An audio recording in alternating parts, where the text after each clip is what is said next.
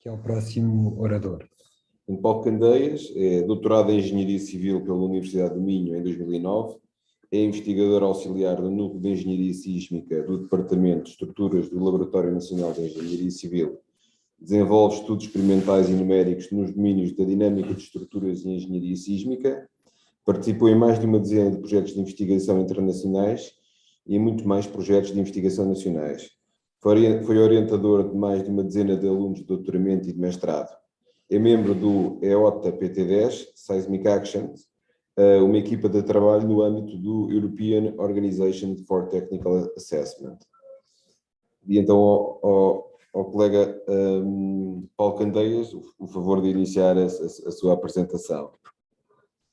Obrigado. Bom dia. A pergunta habitual, estão-me a ouvir?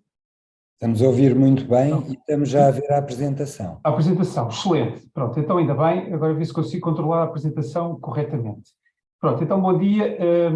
Vou apresentar aqui, bom dia a todos, colegas, parceiros de projeto e assistência, pelo interessante webinar que estamos aqui a realizar no final mesmo deste projeto, que foi também muito interessante e foi um desafio também aqui para nós realizar este ensaio.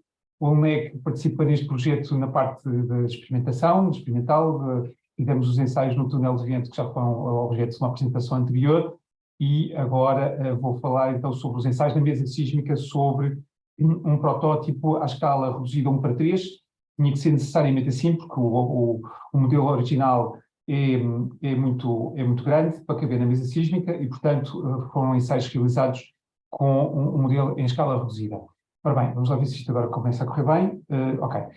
Pronto, portanto, estão aqui umas vistas do modelo que foi ensaiado.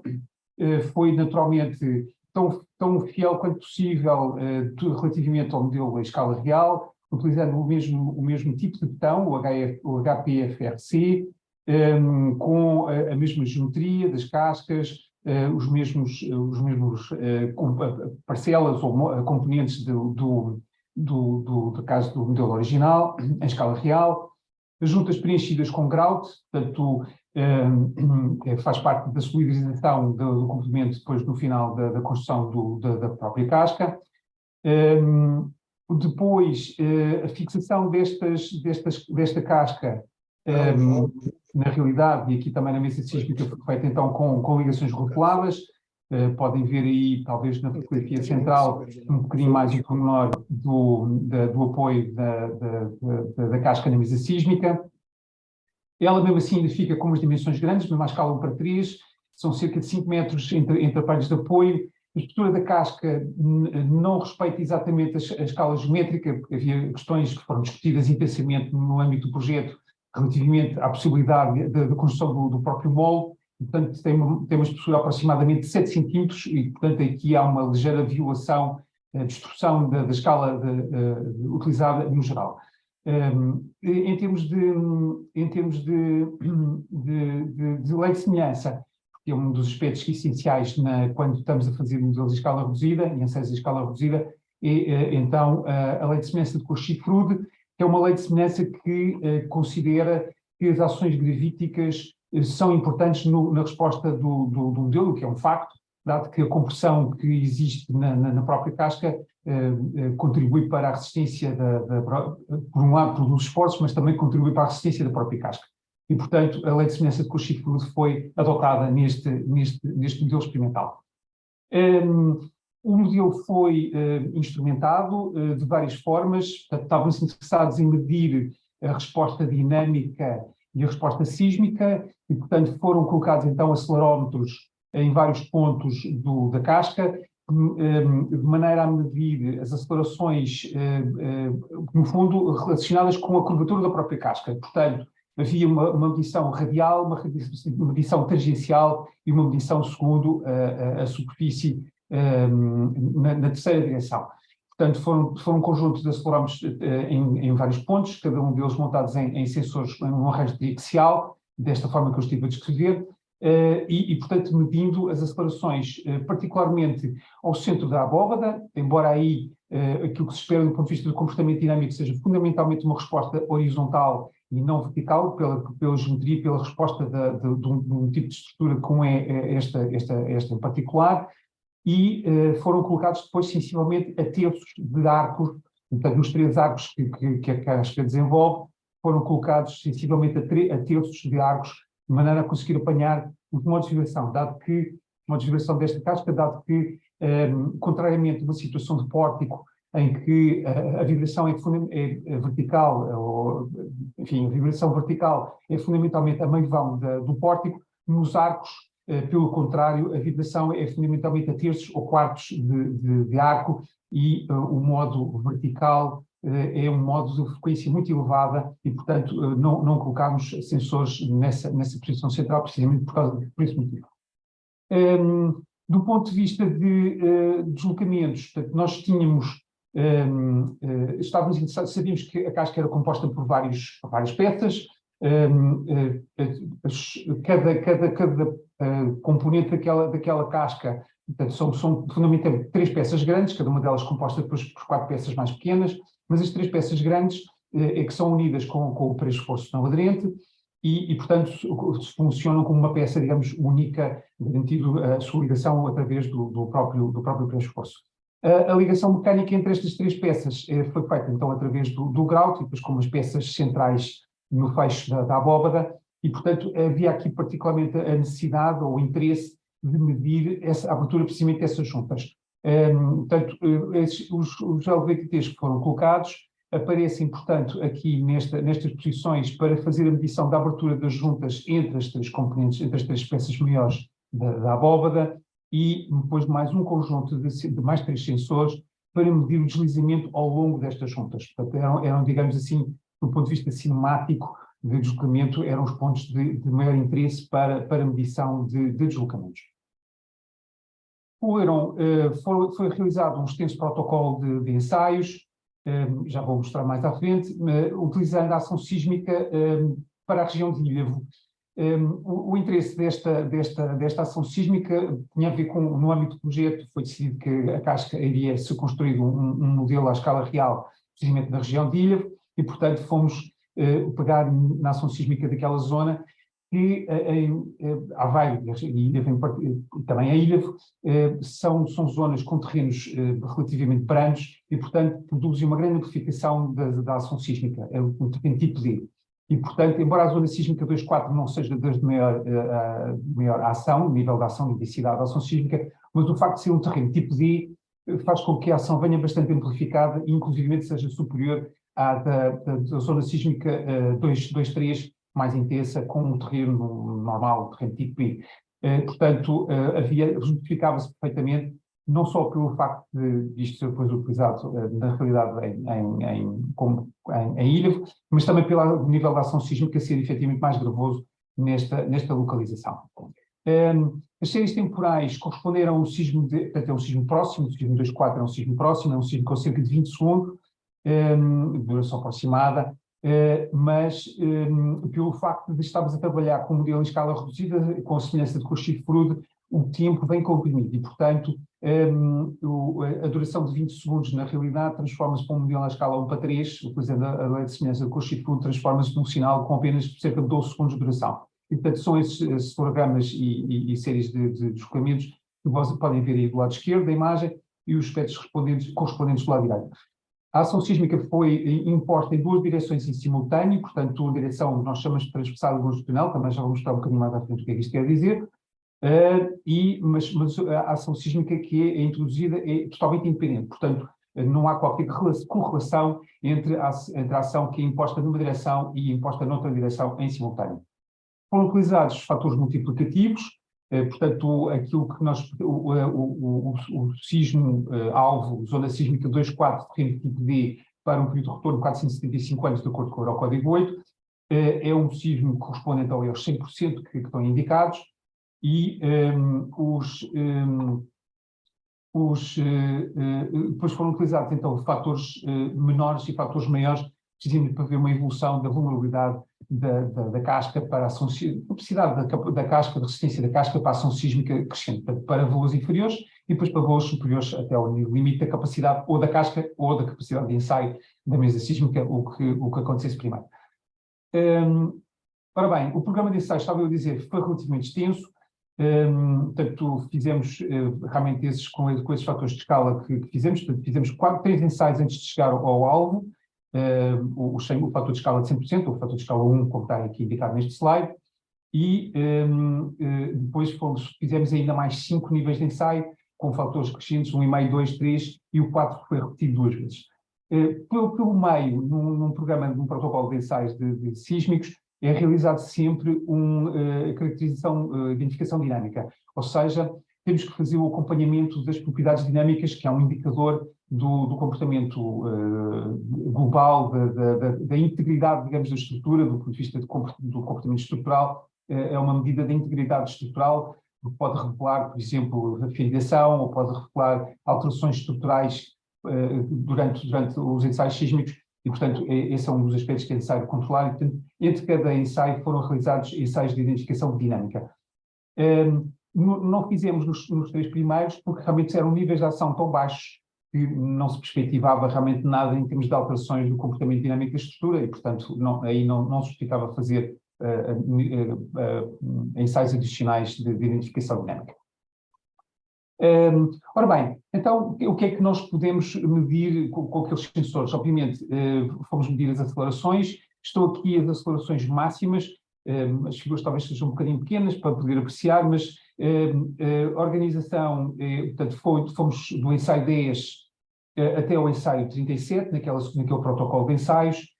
Fomos então introduzindo ações crescentes, e, portanto, a escala nos gráficos é toda a mesma. Portanto, podem perceber que realmente no ensaio 10 a cor mais escura corresponde aos níveis de aceleração mais baixa, que é na direção X, Y e Z, são as 3 colunas que estão aí representadas, até o ensaio 37, no canto inferior direito, onde se pode ver aí já umas manchas de cores mais acentuadas, mais no vermelho, que correspondem, portanto, aos valores máximos que foram medidos com as acelerações. E, portanto, aquilo que se observa também aqui, e que já sabíamos do comportamento da dinâmica de estruturas, é que as acelerações máximas efetivamente ocorrem nas pernas da casca, no apoio da casca. É aí que ocorrem as acelerações máximas, e realmente as manchas com as cores mais quentes aparecem tipicamente nas 3 pernas da casca. É realmente a zona onde, pela natureza da dinâmica deste tipo de estruturas,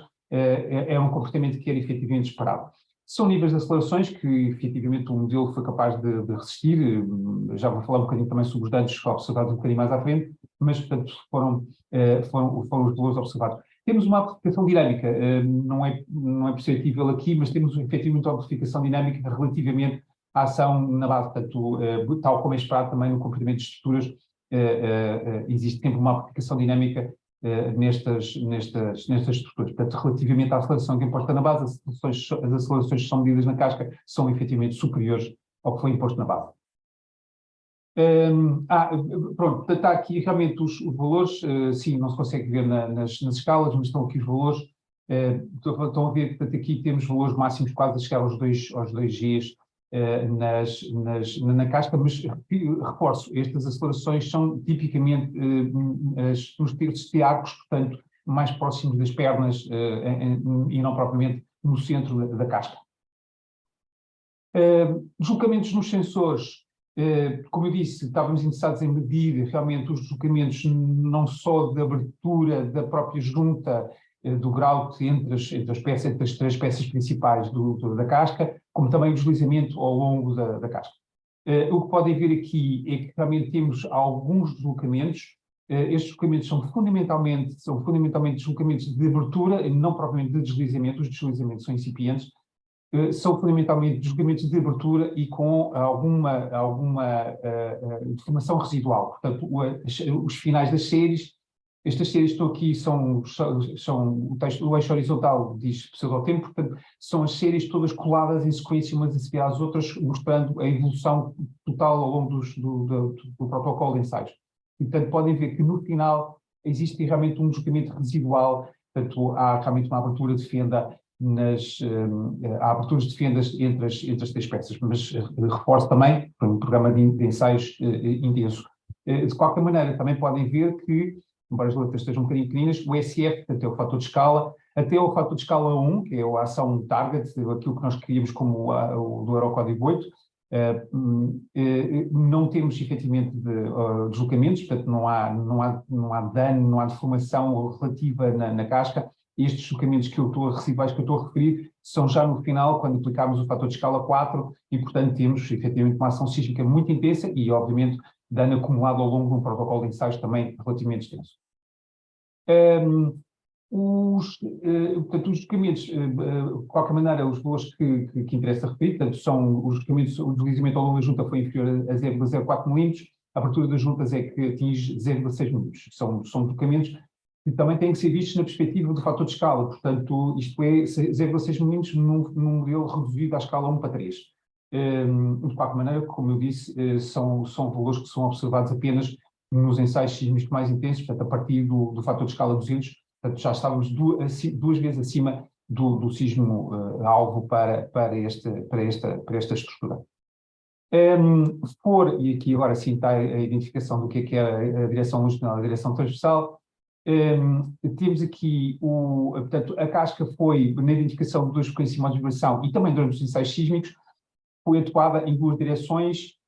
Nos ensaios sísmicos, as duas direções em simultâneo, a direção transversal e a direção longitudinal. Nos ensaios de identificação dinâmica foi atuada numa direção de cada vez, portanto, ora na direção transversal, ora na direção longitudinal, e isso permitiu-nos observar e identificar um conjunto de modos de vibração que estão aqui representados. Portanto, isto corresponde à situação antes dos ensaios sísmicos, portanto, são os primeiros ensaios de identificação dinâmica, portanto, o estado original da casca, tal como ela foi, portanto, antes do início dos ensaios sísmicos, em que temos aqui os picos que podem ver aqui nas montanhas no gráfico de cima, são realmente as ressonâncias, são os picos de ressonância e, portanto, candidatos a frequências de vibração, e depois aqui embaixo nas tabelas temos então as frequências de vibração e os coeficientes de amortecimento. O DAMP que aparece aí é o coeficiente de amortecimento na última coluna de cada tabela.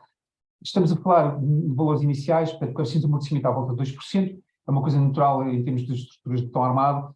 As frequências são um bocadinho elevadas, mas novamente têm que ser pensadas num modelo em escala reduzida 1:3. Portanto, o modelo em escala real terá uma frequência mais baixa do que esta na proporção da raiz 3. Mas temos aqui frequências a começar nos 11 Hz, excitando na direção transversal, e nos 14 Hz, excitando na direção longitudinal. No entanto, e portanto isso depois resulta pelo estudo, naturalmente que estas frequências que se observam excitando a casca ora numa direção, ora noutra, na realidade correspondem aos mesmos modos para a mesma frequência de vibração. Portanto, o 1461 que aparece como primeiro modo na tabela do lado direito corresponde na realidade ao modo 4 da tabela do lado esquerdo. Isto é exatamente o mesmo modo, só que ele está a ser excitado ora na direção transversal, ora na direção longitudinal, e portanto na direção transversal o modelo exibiu frequências mais baixas. Nessa direção ele tem uma configuração particular, dado que ele tem duas pernas, dois apoios de um lado, um apoio do outro, e portanto isso dá-lhe uma flexibilidade adicional relativamente à direção longitudinal, e por isso a frequência é mais baixa nesta direção. No final do ensaio portanto fomos fazendo ao longo do ensaio do protocolo de ensaio químico, no final do ensaio fizemos, estão aqui os resultados, vimos então que há uma diminuição da frequência de vibração dos modos respectivos, e um aumento do coeficiente de amortecimento. Isto é um indicador de que existe algum dano na estrutura. Portanto, fruto do protocolo de ensaio, ela foi realmente, reduziu as suas propriedades elásticas, portanto, diminuiu a sua frequência e aumentou ligeiramente o amortecimento. Também já vou dizer mostrar um pouco mais à frente sobre isto. Os modos de vibração estão aqui ilustrados. Enfim, são umas figuras bastante esquemáticas, porque o número de pontos de medição também era limitado. Se tivéssemos mais pontos de vibração, conseguiríamos representar melhor estas configurações modais, mas como eu estava a dizer, portanto, o primeiro modo transversal é um modo que realmente envolve uma vibração da casca, ela está apoiada em duas pernas e tem uma perna do lado oposto, enquanto que na direção longitudinal, que é o CAT07, tem realmente uma configuração que é naturalmente diferente. O esquema de apoio é diferente nessa direção. Qualitativamente, os modos não se alteraram substancialmente, o que é um bom indicador também, dado que quer dizer que o dano não é propriamente um dano localizado, o que poderia provocar um fenómeno de rótula plástica num determinado ponto, mas é um dano mais global. Portanto, a estrutura foi-se danificando mais ou menos por igual e, portanto, ela foi perdendo as suas qualidades iniciais, mas mesmo assim mantém o seu comportamento global mais ou menos homogéneo desde o princípio do protocolo de ensaios. Isso é patente nestas matrizes de Mach. Eu não vou estar aqui a explicar muito bem, não vou estar aqui a explicar como é que isto se calcula, mas o que interessa aqui era que a configuração dos modos não se altera qualitativamente. O aspecto mais importante destes gráficos é precisamente ilustrar isso, que qualitativamente o primeiro modo transversal no início do ensaio é qualitativamente idêntico ao primeiro modo transversal no final do ensaio, embora a frequência seja ligeiramente diferente, reduziu, pronto, fruto do tal protocolo de ensaio, do dano induzido na casca durante esse protocolo de ensaios. Ora bem, este gráfico aqui resume o comportamento desde o início do ensaio, desde o início do protocolo até o final do protocolo de ensaios. Portanto, nós começamos, nos dois gráficos, começamos no CAD 03 e no CAD 07, portanto, um ponto mais à esquerda e mais em cima, e o que vamos observando é que gradualmente, e isso é um aspecto também importante, gradualmente ele vai perdendo as suas qualidades iniciais, portanto a frequência vai diminuindo ligeiramente, o coeficiente de amortecimento vai aumentando ligeiramente. Importante, no entanto, é referir que até ao 100%, estamos a falar ali do CAT12, do CAT12 no gráfico de cima e do CAT11 no gráfico de cima, até aos 100% ele mantém praticamente a mesma frequência, há um ligeiríssimo aumento de coeficiente de amortecimento. Portanto, isso revela que nas fases iniciais do projeto a estrutura manteve-se praticamente igual e, portanto, aquelas fases de 25%, 50%, 75% e 100% traduziram-se numa estrutura que estava praticamente na condição inicial antes dos ensaios. A partir daí, obviamente, começámos a aumentar a ação sísmica para níveis que não estavam previstos para a capacidade resistente da estrutura e, portanto, aí naturalmente começa-se a observar então este aspecto que se traduz ou que resulta de algum dano distribuído mais ou menos uniformemente pela estrutura. Ora bem, o que é que podemos tirar como principais conclusões então deste estudo experimental?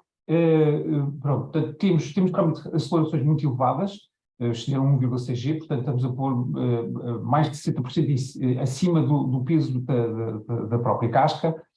A intensidade de áreas e o residual de abertura de juntas é inferior a 1 milímetro, mesmo para 4 vezes o sismo que se pretendia.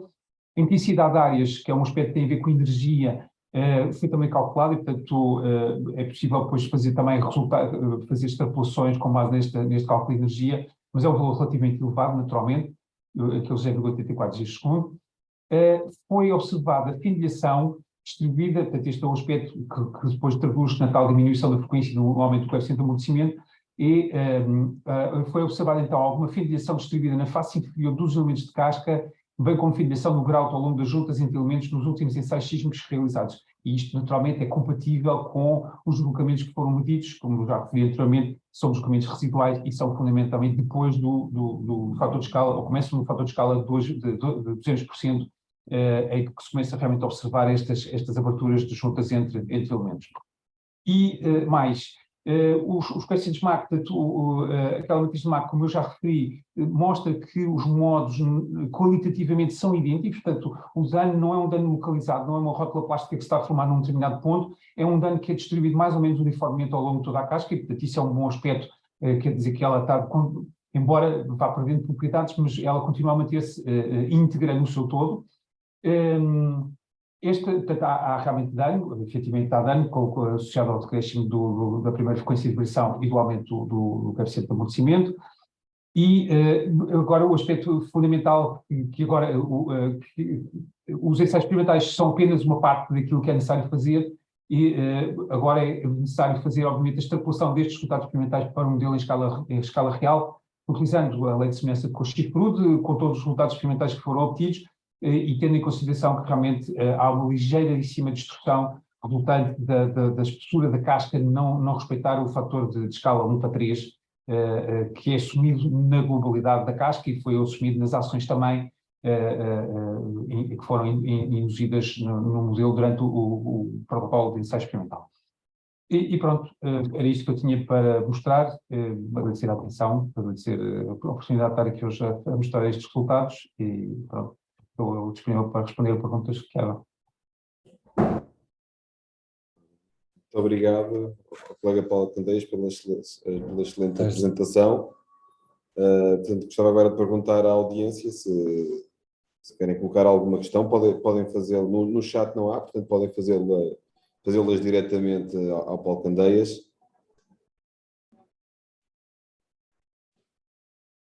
Muito bem, não havendo perguntas, agradeço mais uma vez ao engenheiro Paulo Candeias e vamos para a última apresentação,